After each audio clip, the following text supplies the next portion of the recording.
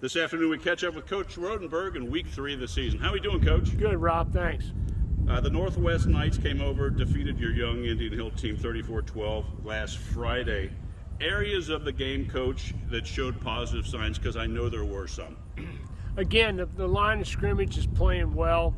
Alex Grace had 2 interceptions. I thought overall, until we got into that fatigue factor, so many guys going both ways, we really played pretty decent defense. We had a lot less breakdowns than we did the week before. Great. I thought our guys are starting to pick up the scheme, and there's improvements that I see that maybe not everyone else does that are going to just keep paying off week to week. Sounds great. It was the first home game here at Indian Hill High School for you. Were you able to take in the atmosphere and how important home games is to Indian Hill? I did, and I think it's great. The crowd was packed. They do a lot of things with the food trucks, and they do a lot of things up on the hill, I guess you'd say, that they really get the community involved, and I think the community enjoys coming out on a Friday night. Yeah, you had a great crowd, and it was a great night. Iron sharpens iron has been a tag word that you've used for years. I chuckled a little bit that it's now the UC Bearcats are using it out at Camp Higher Ground. What are you telling your young team as you work into week 3 of the season against Taft?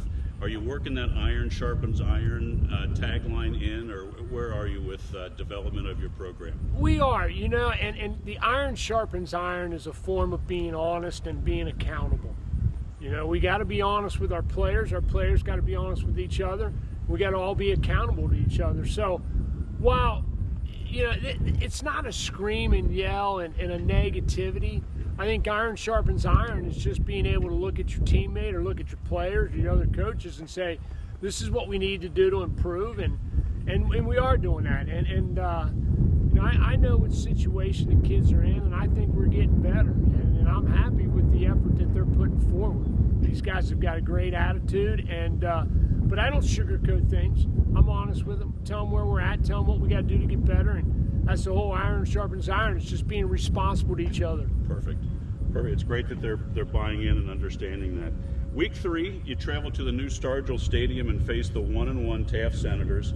A little bit about Taft. They beat Roger Bacon in week 1, 32-0. Last week they lost to league rival Wyoming 20-0. What are you seeing on Huddle from Taft in the 2 weeks of the season, Coach? They're a special defense. I can't lie about that. They've got some Division I players on their defense, and even against Wyoming, they played great defense because Wyoming scored one of their touchdowns on a fumble recovery. So, we gotta slow the game down a little bit. We gotta play good defense ourselves. But I really believe if we can play good defense, if we can stop them, which I think it can happen, then you can put them in a situation where you can win on a mistake. Special teams again is key, and we think we got a big weapon in Alex Grace. He's a really good punter. He's an accurate. He had 2 field goals on last Friday night, and he gets things done. So, I'm going to try to put it in the hands of the defense and try to put it in the hands of the offense, sneaking one away, maybe blocking a punt or something like that, and the special teams, and then just tell the offense to hold their water and do the best they can. Besides Alex, who you just highlighted, any other of your varsity team that you'd like to see really step up against Taft?